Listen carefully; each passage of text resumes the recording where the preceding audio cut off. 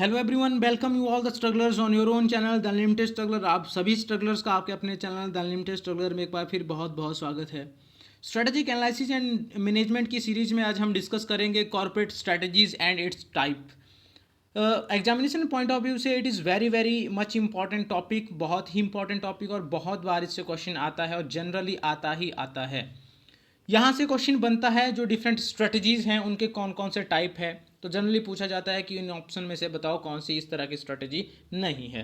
तो स्ट्रेटजीज आपको पता होनी चाहिए, एप्लीकेशन इनकी स्ट्रेटजीज की पता होनी चाहिए, किस तरह से वर्कआउट करती है ये पता होना चाहिए। अगर हम बात करें कॉर्पोरेट स्ट्रेटजीज की खास तौर से तो, और इनके टाइप्स की, तो इस लेक्चर में आज हम डिस्कस करेंगे कौन कौन सी स्ट्रेटजीज होती हैं कॉर्पोरेट लेवल की, क्या उनके सब टाइप्स हैं, डिटेल में डिस्कस करेंगे। वीडियो स्टार्ट करने से पहले आप लोगों से रिक्वेस्ट रहेगी कि हमारे चैनल द अनलिमिटेड स्ट्रगलर को सब्सक्राइब करें और बेल आइकन को हिट कर लें ताकि आपको हर आने वाले लेटेस्ट वीडियो के इंस्टेंट नोटिफिकेशन मिल जाए। हमारा फेसबुक और इंस्टाग्राम पेज है द अनलिमिटेड स्ट्रगलर के नाम से, उसको लाइक करें और फॉलो करें ताकि हर एजुकेशन सेक्टर का नया अपडेट आप तक जल्दी से जल्दी पहुंचे। हैंड रिटन नोट्स पेपर 1 और पेपर 2 मैनेजमेंट के सॉफ्ट फॉर्म में और हार्ड फॉर्म में दोनों तरह से अवेलेबल है। अगर आपको चाहिए तो आप दिए गए नंबर्स पे कॉल कर सकते हैं, व्हाट्सएप कर सकते हैं और नोट्स जो है वो ले सकते हैं। तो आइए डिस्कस करते हैं corporate strategies and its types. देखिए, कॉर्पोरेट स्ट्रेटजी पे हम इतने दिनों से बात कर रहे हैं। वेरी फर्स्ट लेक्चर से मैंने बात की कि कॉर्पोरेट स्ट्रेटजी क्या होता है। कॉर्पोरेट स्ट्रेटजी एक ऐसा लॉन्ग टर्म एक्शन होता है, कोर्स ऑफ एक्शन होता है, जो कि ऑर्गेनाइजेशंस की प्रेजेंट सिचुएशन को, बिजनेस एनवायरनमेंट को ध्यान रख के, हमारे goals and objective, vision, mission, जो हमारे स्ट्रेटजी के इंटेंट्स हैं उनको ध्यान रख के, उनको मद्देनजर रख के हम एक स्ट्रेटजी प्लान करते हैं, कोर्स ऑफ एक्शन प्लान करते हैं ताकि हम अपने गोल्स और ऑब्जेक्टिव्स को अचीव कर सकें। अच्छा, इसका जो इम्पैक्ट होता है वो लॉन्ग टर्म होता है, मतलब आने वाले 2 साल के बाद, 3 साल के बाद, 4 साल के बाद या 5 साल के बाद हो सकता है हमको खासा रिजल्ट जो है वो देखने को मिले। उससे पहले हमें हल्के फुल्के रिजल्ट देखने को मिल सकते हैं। तो कॉर्पोरेट स्ट्रेटजी का मतलब ये नहीं है कि हमने आज अप्लाई किया कल हमें रिजल्ट मिल जाएंगे। और दूसरी बड़ी बात ये कि कॉर्पोरेट स्ट्रेटजी में हर एक पार्ट, हर एक कंपोनेंट जो है वो इंडस्ट्री का, फर्म का जो है वो इन्वॉल्व होता है। मतलब सारे लोग मिलकर के कोलेक्टिवली काम करते हैं, एफर्ट करते हैं, तब जाकर के जो है हमको रिजल्ट मिलते हैं स्ट्रेटजी के। अगर हम बात करें स्ट्रेटजी की तो एक कॉन्टीन्यूअस प्रोसेस है और इसमें सबके एफर्ट जो है वो इन्वॉल्व होते हैं। ठीक है, हर एक स्टेक होल्डर को के ऊपर जो है इसका इम्पैक्ट होता है। और कॉर्पोरेट स्ट्रेटजी जो है वो हमारे रिस्क को मिनिमाइज करने के लिए, वेल्थ को मैक्सिमाइज करने के लिए जो बनाई जाती है ताकि कंपनी की जो इक्विटी है, फर्म की जो वेल्थ है वो ज़्यादा से ज़्यादा हो। अगर हम टाइप्स की बात करें तो मेजरली 4 तरह की कॉर्पोरेट स्ट्रेटजीज होती हैं। सबसे पहली ग्रोथ स्ट्रेटजी, दूसरी स्टेबिलिटी स्ट्रेटजी, तीसरी रिट्रेंचमेंट स्ट्रेटजी और चौथी जो होती है वो इंटीग्रेशन एंड डाइवर्सिफिकेशन स्ट्रेटजी होती है। वन बाय वन इनको हम डिटेल में डिस्कस करेंगे। सबसे पहले अगर हम बात करें ग्रोथ स्ट्रेटजी की, तो ग्रोथ स्ट्रेटजी जैसा कि हमें वर्ड से ही मिल रहा है, मतलब मालूम हो रहा है कि ग्रोथ स्ट्रेटजी का मतलब ही ग्रो करने के लिए है। मतलब ऐसी स्ट्रेटजी जो मैनेजमेंट बनाता है ग्रोथ पाने के लिए या ग्रोथ अचीव करने के लिए, फर्म के किसी भी पार्ट की ग्रोथ हम बोले चाहे तो, चाहे मैन्युफैक्चरिंग की, चाहे मार्केटिंग की, चाहे फाइनेंशियल ग्रोथ की, चाहे हम ओवरऑल ग्रोथ की बात करें, तो ऐसी स्ट्रेटजी जिसका आउटकम जो है इन टर्म्स ऑफ ग्रोथ होगा, फर्म की वेल्थ मैक्सिमाइज होगी, रिस्क मिनिमाइज होगा, अनवांटेड कॉन्सिक्वेंसेस जो हैं वो दूर होंगे, ठीक है, या ख़त्म होंगे। इसके अलावा जो है फर्म की वैल्यू बढ़ेगी, ब्रांड वैल्यू बढ़ेगी, इक्विटी बढ़ेगी, वेल्थ मैक्सिमाइज होगी। तो ऐसी स्ट्रेटजी जो हमें इस तरह से आउटकम दें उसको हम ग्रोथ स्ट्रेटजी कहते हैं। ग्रोथ स्ट्रेटजी 2 तरह की होती है मेनली, एक तो इंटरनल स्ट्रेटजी, दूसरी एक्सटर्नल स्ट्रेटजीज। इंटरनल स्ट्रेटजी की जब हम बात करते हैं तो उसमें मार्केट पेनेट्रेशन आती है। जब हम जो है नई मार्केट में अपना प्रोडक्ट लॉन्च करते हैं, नई मार्केट में अपना पैर, अपना धाक जमाने की कोशिश करते हैं, उसको मार्केट पेनेट्रेशन स्ट्रेटजी कहते हैं। इसके बाद मार्केट डेवलपमेंट स्ट्रेटजी आती है। मतलब जब हम बात करते हैं एक्सपेंशन की, ठीक है, जब हम बात करते हैं किसी नए प्रोडक्ट को लॉन्च करने की, ठीक है, नए कस्टमर्स जो है अपने साथ जोड़ने की, उसको मार्केट डेवलपमेंट स्ट्रेटजी कहते हैं। इसके बाद प्रोडक्ट डेवलपमेंट की बात आती है। जब हम अपना नया प्रोडक्ट कोई बनाते हैं, पुराने प्रोडक्ट में कुछ नए फीचर्स ऐड करते हैं, उस कोई नई सर्विस ऐड करते हैं, वैल्यू एडिशन करते हैं, उसको प्रोडक्ट डेवलपमेंट स्ट्रेटजी कहते हैं। डाइवर्सिफिकेशन का मतलब है जब हम अलग अलग बिजनेस में अपने हाथ जमाते हैं या अलग बिजनेस में हम इन्वेस्ट करते हैं या डिफरेंट तरह का जो है हम लाइन चूज करते हैं, डिफरेंट प्रोडक्ट तैयार करते हैं, कुछ नया वैल्यू एडिशन करते हैं, उसको हम डाइवर्सिफिकेशन स्ट्रेटजी कहते हैं। मॉडर्नाइजेशन का मतलब है जब हम अपनी कंपनी में एग्जिस्टिंग किसी फंक्शन में कुछ नया चेंज करते हैं, मॉडर्न टेक्नोलॉजी का यूज करते हैं, मॉडर्न या नए जो है डिफरेंट चैनल ऑफ डिस्ट्रीब्यूशन हम इंस्टॉल करते हैं या उनके साथ टाई अप करते हैं, इसको हम मॉडर्नाइजेशन स्ट्रेटजी कहेंगे। इसके अलावा एक्सटर्नल स्ट्रेटजी की अगर हम बात करें तो उसमें ज्वाइंट वेंचर है, किसी दूसरे ऑर्गेनाइजेशन के साथ जो है मिलकर के काम करना। मर्जर है, अपनी ऑर्गेनाइजेशन को दूसरे ऑर्गेनाइजेशन के साथ टाई कर देना, या तो एक का स्टेटस खत्म होगा हमारी या उनकी वाली, या दोनों का स्टेटस खत्म करके जो है अपनी नए ब्रांड नेम से जो है फर्म स्टार्ट करेंगे। ठीक है, तो ये सारे जो हैं वो ग्रोथ स्ट्रेटजी के जो हैं वो पार्ट होते हैं। मतलब जब हमारे पास अपना बिजनेस हो सकता है हमारे पास 100 रुपए का कैपिटल हो, जो दूसरी कंपनी है वो भी हमारी तरह उनके पास भी 100 रुपए का कैपिटल हो, तो हम मिलकर के हम बोलते हैं हम दोनों एक साथ काम करते हैं, दोनों का सेम लाइन ऑफ बिजनेस है, तो हमारा जो कैपिटल होगा वो 200 रुपये हो जाएगा। ठीक है, तो जो कस्टमर शेयर हो रहा था वो भी कस्टमर हमारे एक हो जाएंगे। तो इस तरह से जैसे एग्जाम्पल दें अगर एसीसी की, एसोसिएशन ऑफ सीमेंट कंपनीज, तो एसीसी में लगभग 20 सीमेंट कंपनीज हैं जो साथ मिलकर के काम करती हैं और जो प्रॉफिट होता है उसको शेयर करती हैं। तो इसको हम मर्जर बोलेंगे एक तरह से। इसके बाद बात आती है स्टेबिलिटी स्ट्रेटजी की। स्टेबिलिटी इस वर्ड का मतलब है कि रुक जाना या स्टेबल रहना। ऐसी स्ट्रेटजी जो फर्म यूज करती है या फॉर्मुलेट करती है जो जिसकी हेल्प से फर्म अपनी करंट पोजीशन पे फोकस करे। मतलब जो हमारी करंट पोजीशन है, सपोज हम प्रॉफिट जो है अर्न कर रहे हैं, तो कंपनी चाहती है कि हम इसी पोजीशन में रहें, प्रॉफिट अर्न करते रहें, या हमारे कंपटीटर बहुत कम है, ठीक है, मार्केट में हमारा ब्रांड चलता है, तो फर्म इसी पोजीशन में रहना चाहती है। तो ऐसी स्ट्रेटजी जो फर्म को प्रेजेंट सिचुएशन में ही रखे, प्रेजेंट पोजीशन को मेंटेन करने में हेल्प करे, उसको हम जो है वो स्टेबिलिटी स्ट्रेटजी बोलेंगे। अच्छा, इसमें जो है फर्म चाहती है, ऑर्गेनाइजेशन चाहती है कि जो फर्म बिजनेस ऑपरेशंस हैं वो थोड़ा बहुत हम चेंज करें, कस्टमर ग्रुप में, कस्टमर फंक्शन में या टेक्नोलॉजी में, आइदर इन सब में या इंडिविजुअली एक एक में। ठीक है, तो मतलब हम प्रेजेंट जो हमारी प्रॉफिटेबिलिटी है, जो हम प्रेजेंट जो सरप्लस एंजॉय कर रहे हैं उसको एंजॉय करते रहें। हल्का फुल्का हमें चेंज करने की जरूरत पड़े तो हम करें, और वो किस में करें, कस्टमर फंक्शन, टेक्नोलॉजी में या कस्टमर ग्रुप में। ठीक है, इंडिविजुअली इनमें से एक में या कोलेक्टिबिलिटी सब में।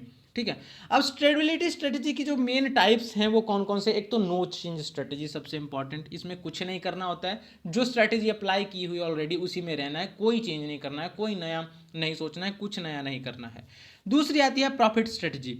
आइदर हमने स्ट्रेटजी बनाना भी है, स्टेबिलिटी स्ट्रेटजी में हल्का फुल्का अगर कुछ चेंज करना है तो हमको प्रॉफिटेबिलिटी स्ट्रेटजी के ऊपर फोकस करेंगे कि ऐसी स्ट्रेटजी जिससे जो है प्रोडक्शन उतनी रहे, कोई बात नहीं, इंजॉय कर रहे हैं, ठीक है, जितना हो रहा है उसने उससे खुश है, लेकिन प्रॉफिट इंक्रीज करना है। तो प्रॉफिट इंक्रीज करने के लिए प्रमोशनल स्ट्रेटजी वो बनाएगी, ठीक है, ताकि ज़्यादा से ज़्यादा सेल हो, ज़्यादा से ज़्यादा हमारा सामान जो है वो बिके। ठीक है, इसके अलावा हो सकता है प्राइसिंग स्ट्रेटजी पे फोकस किया जाए, जिससे मतलब हम प्राइसिंग पे थोड़ा बहुत चेंज करके हम जो है प्रॉफिट अर्न कर सके।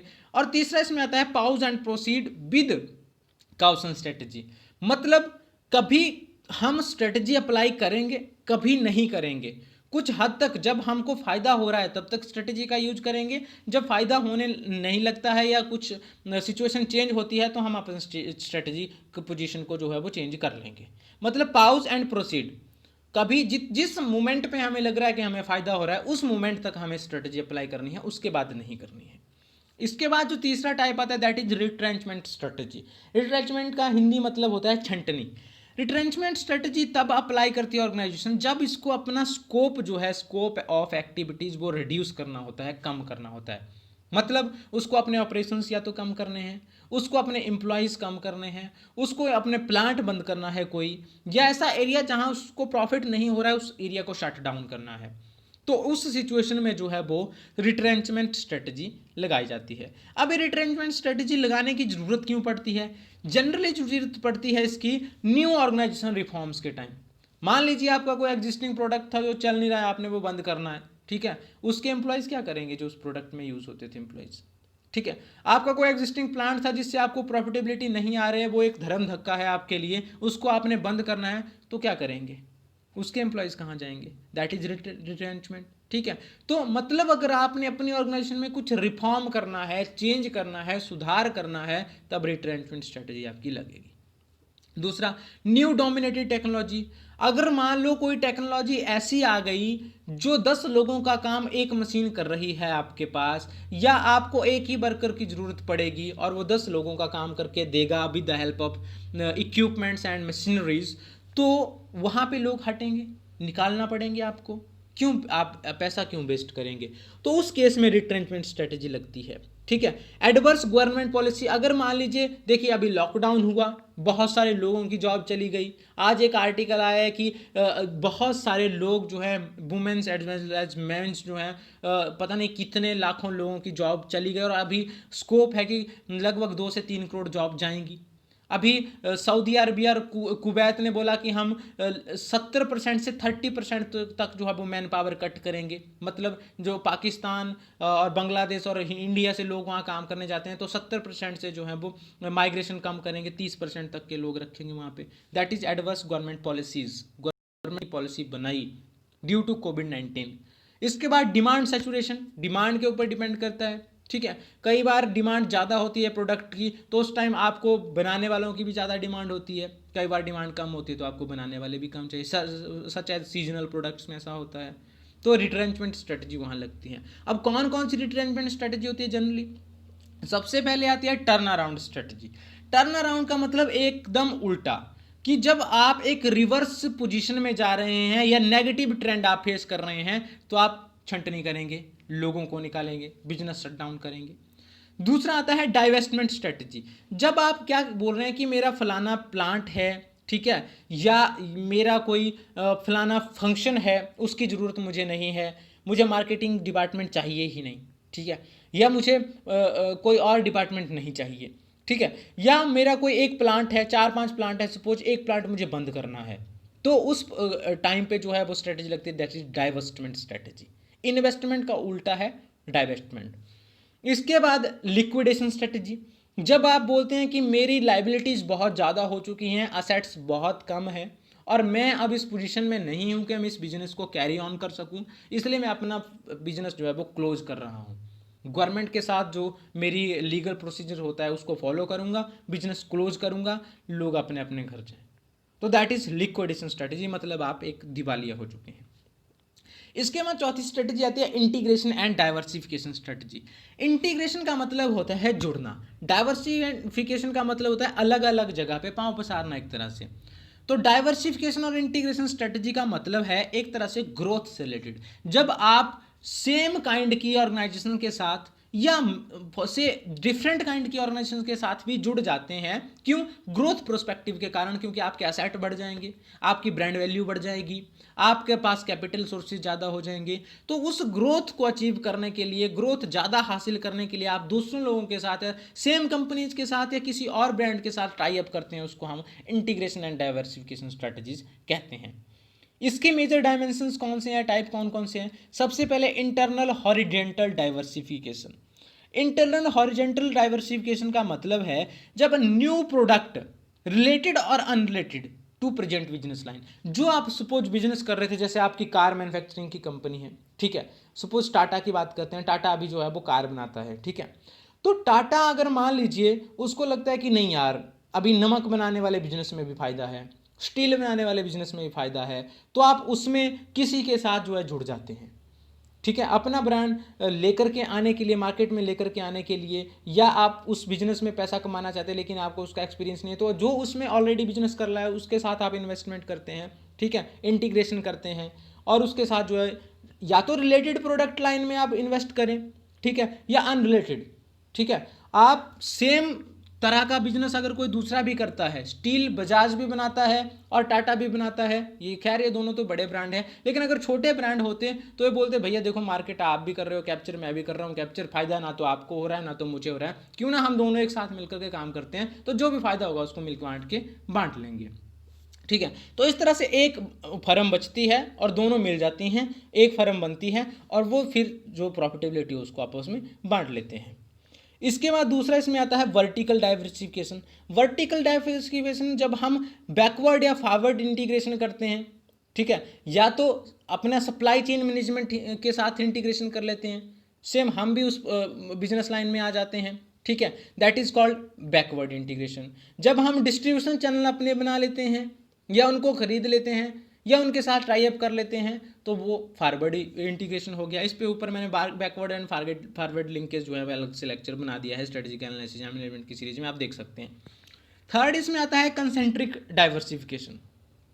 कंसेंट्रिक डाइवर्सिफिकेशन क्या बोलती है? न्यू प्रोडक्ट और services sold through existing distribution channel. जब आपने नया प्रोडक्ट लॉन्च किया, डिफरेंट प्रोडक्ट लॉन्च किया, लेकिन उसके लिए भी आप सेम डिस्ट्रीब्यूशन चैनल जो है वो यूज कर रहे हैं। मतलब डाइवर्सिफिकेशन क्या? आप कम पैसे में ज़्यादा कमाना चाहते हैं, कम इन्वेस्टमेंट में ज़्यादा, आप डिफरेंट प्रोडक्ट लेके आ रहे हैं। सपोज आप कपड़ा बनाते थे, ठीक है, उसके लिए जो आप मार्केट चैनल जो है चैनल ऑफ डिस्ट्रीब्यूशन यूज करते थे, आपने वही दूसरे प्रोडक्ट के लिए सपोज से फॉर एग्जांपल आप मतलब कपड़े के साथ साथ आप जो है इलेक्ट्रॉनिक्स भी बनाने लग गए, तो उन्हीं डिस्ट्रीब्यूशन चैनल का सहारा लेकर के आप जो है वो उस प्रोडक्ट की सप्लाई भी कर रहे हैं जी, ताकि आपका डिस्ट्रीब्यूशन चैनल का पैसा बच जाए। इसके बाद बात आती है कॉन्ग्लोमरेट डाइवर्सिफिकेशन। इसमें बोलता है addition of dissimilar new products to the existing line of business. कि आपके सपोज कपड़ा बनाने वाली बिजनेस लाइन थी, आप इलेक्ट्रॉनिक्स में भी आ गए, आप गाड़ियों का काम भी स्टार्ट कर लिया आपने, तो डिसिमिलर न्यू प्रोडक्ट लाइंस, ठीक है, मतलब आपने अलग तरह का प्रोडक्ट लाइन जो है वो उसमें भी आपने इन्वेस्टमेंट करना स्टार्ट कर दिया। मतलब एक नहीं, दो तीन चार तरह की आपने प्रोडक्ट लाइन जो है स्टार्ट कर दी, उसको हम कॉन्ग्लोमरेट डाइवर्सिफिकेशन बोलेंगे। तो ये थी जी स्ट्रेटजीज। आई होप आपको अच्छा लगा होगा topic. Thanks for listening, thanks for watching. भविष्य में कोशिश करेंगे अगर इसमें और डिटेल में हम घुस सके तो और अच्छे से इसको क्लियर कर सकें, अलग से लेक्चर बनाने की। फिलहाल के लिए इतना ही। Thanks for listening, thanks for watching. Like करें अगर अच्छा लगा तो, कमेंट जरूर करें, सब्सक्राइब करें और शेयर करें द अनलिमिटेड स्ट्रगलर को। अगर आपकी कोई क्वारी होती है आप मुझे मेल कर सकते हैं sksangan666@gmail.com पे, कॉल कर सकते हैं, व्हाट्सएप कर सकते हैं 7627096162 पे। Thank you, thanks a lot.